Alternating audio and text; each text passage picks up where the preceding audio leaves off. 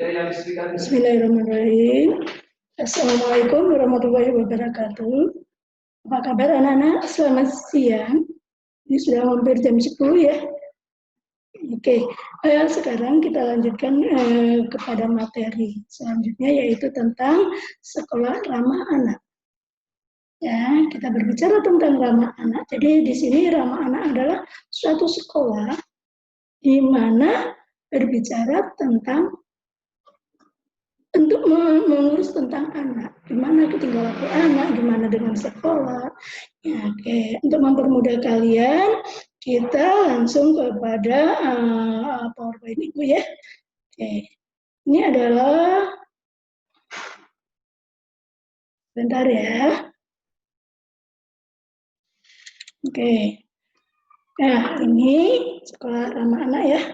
Oke, kita lanjutkan tentang pengertian sekolah ramah anak ini, yaitu satuan pendidikan formal, non-formal, dan informal yang aman, bersih, serta peduli dan berbudaya lingkungan hidup, mampu menjamin, memenuhi penghargaan hak-hak anak dan perlindungan anak dari kekerasan, diskriminasi, dan perlakuan salah lainnya, serta mendukung partisipasi anak terutama dalam perencanaan, kebijakan, pembelajaran, pengawasan, dan mekanisme pengaduan terkait pemenuhan hak dan perlindungan anak di pendidikan. Jadi dalam arti di sini yang namanya sekolah ramah anak itu adalah suatu sekolah di mana sekolah ini membantu anak di dalam proses pembelajaran. Pembelajaran itu kan banyak, yaitu tentang pembelajaran entah materi, entah mengenal dunia usaha, dunia industri, entah mengenal lingkungan kita, itu yang akan kita pelajari tentang sekolah ramah anak. Bagaimana juga tentang kebijaksanaannya, perencanaannya itu harus bagaimana, ya, kebijakannya harus bagaimana. Dan sekolah juga mengawasi daripada siswa-siswanya atau anak-anaknya. Oke, selanjutnya adalah prinsip atau pembentukan dan pengembangan sekolah ramah anak didasarkan pada 5 prinsip. Ya, yang pertama adalah kepentingan terbaik bagi anak. Artinya di sini pengertiannya adalah menjadi pertimbangan utama dalam sebuah keputusan dan tindakan yang diambil oleh pengelola dan penyelenggara pendidikan yang berkaitan dengan anak didik.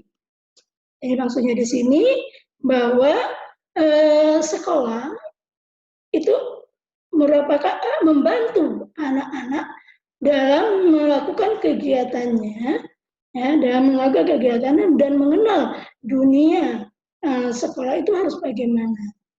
Ya, itu yang pertama. Yang kedua, kehidupan, kelangsungan hidup, dan perkembangannya adalah penciptaan lingkungan yang menghormati martabat anak dan menjamin pengembangan pemikiran dan sepembaharuan setiap anak. Ya, maksudnya di sini bahwa kita sekolah itu menciptakan lingkungannya, ya, lingkungan di mana kita menghormati martabat anak dan menjamin perkembangan dari perkembangan pemikiran anak. Jadi jangan sampai anak itu keterbelakang, jadi dalam arti tidak berkembang daya pikirnya. Itu yang ketiga. Yang keempat, penghormatan terhadap pandangan anak. Penghormatannya, yaitu adalah yang mencangkup penghormatan atas hak anak untuk mengekspresikan pandangan dalam segala hal yang mempengaruhi anak di lingkungan sekolah.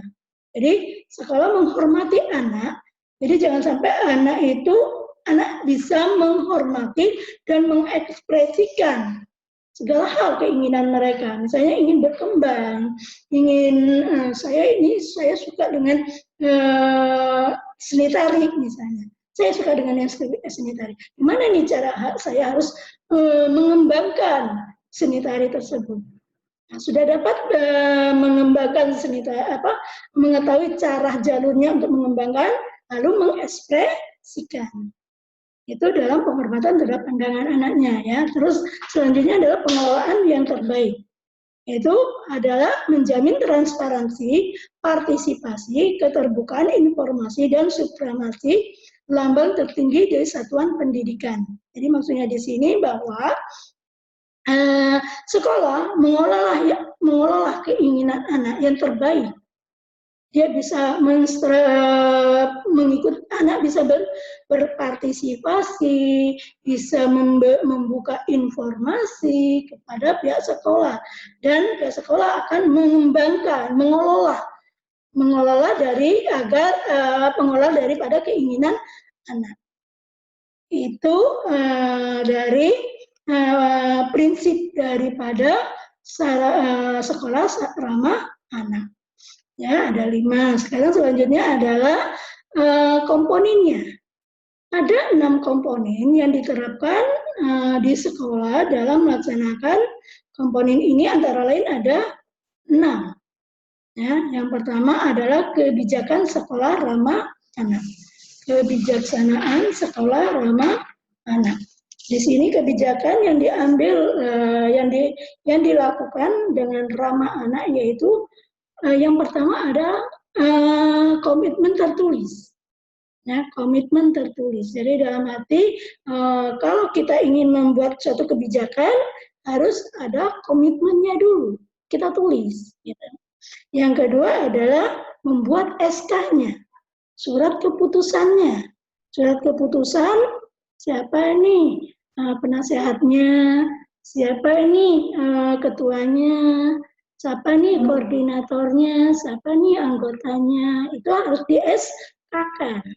Ya, selanjutnya yang ketiga adalah larangan yang harus dilaksanakan. Ya, jadi kebijaksanaan dalam larangan dalam melaksanakan sekolah ramah anak tadi. Larangannya apa? Jadi kalau larangannya anak sekolah tidak boleh kabur dari sekolah.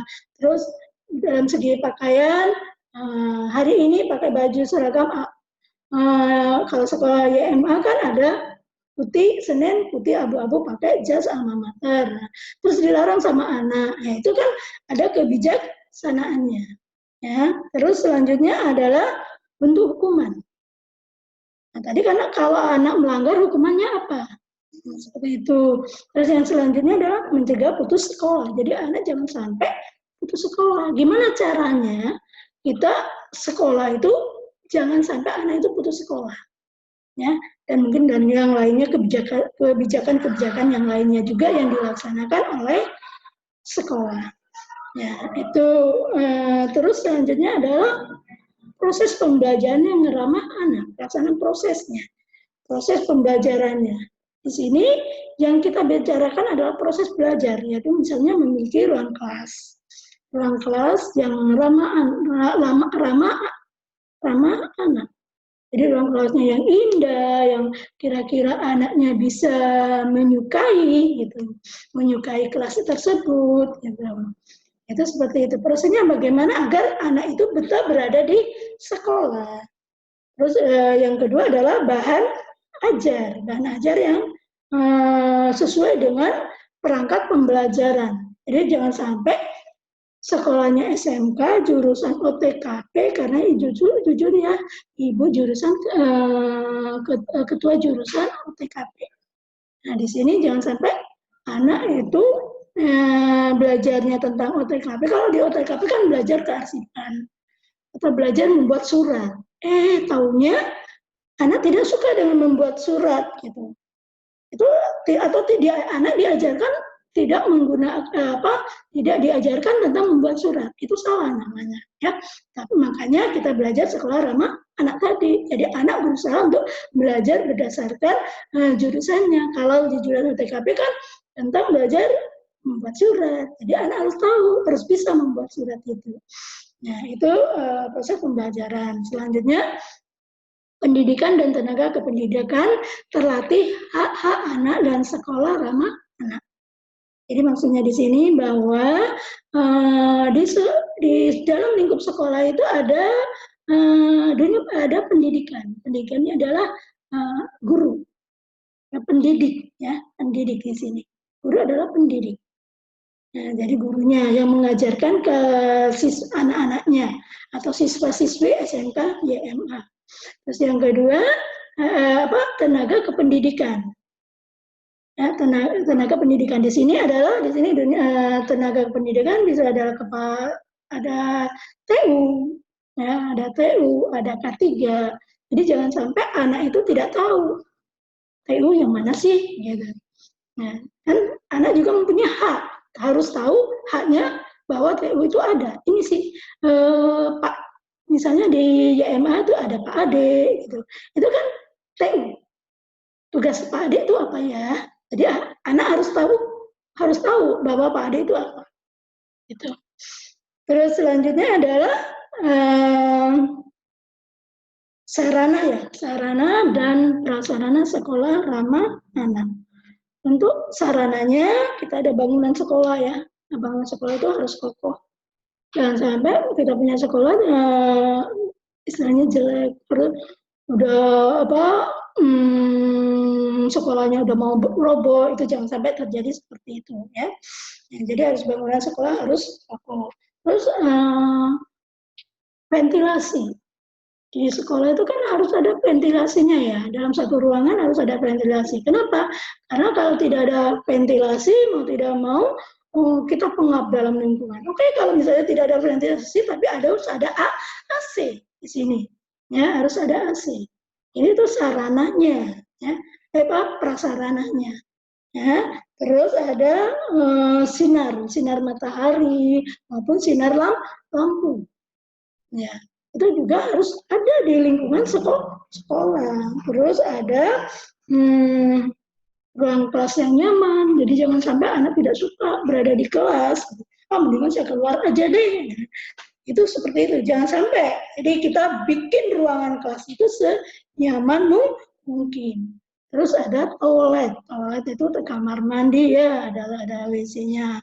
Jadi jangan sampai kalian itu di sekolah tersebut itu tidak punya toilet. Jadi kalau mau buang air kecil, kabur kemana, kayak ke rumah tetangga, kayak ke tetangga sekolah. Jangan sampai kayak gitu. Itu harus ada sarana seperti itu di sekolah. Ya. Terus yang kelima adalah partisipasi anak. Partisipasi anak. Jadi anak itu harus berpartisipasi, berbaur, ikut dalam misalnya ekstrakurikuler, mengikuti tata tertib sekolah, terus membuat RKS ya kali. Itu biasanya kalau buat RKS itu rencana kegiatan sekolah. Jadi harus ikut. Itu biasanya yang ikut eskul. Ya bikin yang OSIS maksud Ibu. OSIS itu kan biasanya suka bikin RKS-nya. Itu partisipasi anak. Dan yang keenam adalah partisipasi orang tua, lembaga masyarakat, dunia usaha, pemangku kepentingan lainnya, dan alumni. Nah, maksudnya di sini dari penerapan sekolah ramah anak di sini 6 komponen tadi adalah partisipasi orang tua. Jadi dalam arti orang tua itu harus tahu, ya, harus tahu tentang anaknya. Jadi jangan sampai anak berangkat dari sekolah, seharusnya sampai di sekolah, tapi nyatanya tidak sampai di sekolah. Itu tandanya orang tua tidak ikut berpartisipasi. Jadi yang kedua adalah harus nanya ke sekolah, Bu, anak saya bagaimana ya? Di sekolah baik enggak? Nah, itu namanya partisipasi orang tua. Terus yang lainnya lembaga masyarakat.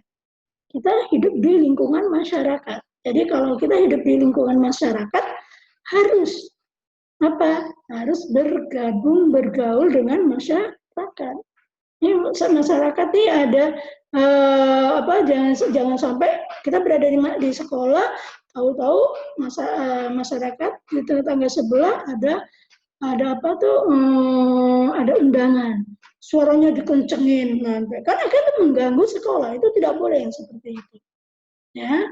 Terus selanjutnya dunia usaha. dunia usaha kita yang jelas kurikulum kita karena kita jurusan SMK, pendidikan sekolah SMK. Nah, kita harus mengenal dunia usaha, lingkungan dunia usaha.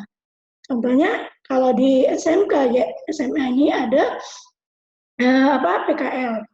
Jadi si siswa itu bekerja di tempat PKL di tempat usaha boleh instansi, boleh perusahaan, atau boleh yang lainnya boleh. Oh, tapi yang jelas di dunia usaha. Terus yang terakhir adalah alumni. Alumni di sini. Alumni di sini harus memberi dukungan kepada adik kelasnya. Jangan sampai anak itu terjerumus. Misalnya, ya alumni bantu. Nih adik kita nih lulus dari YMA. Kerja enggak? Oh iya enggak kerja, kita bantu. Itu tuh yang harus dilakukan bagi seorang alumni. Nah, seperti itu ya.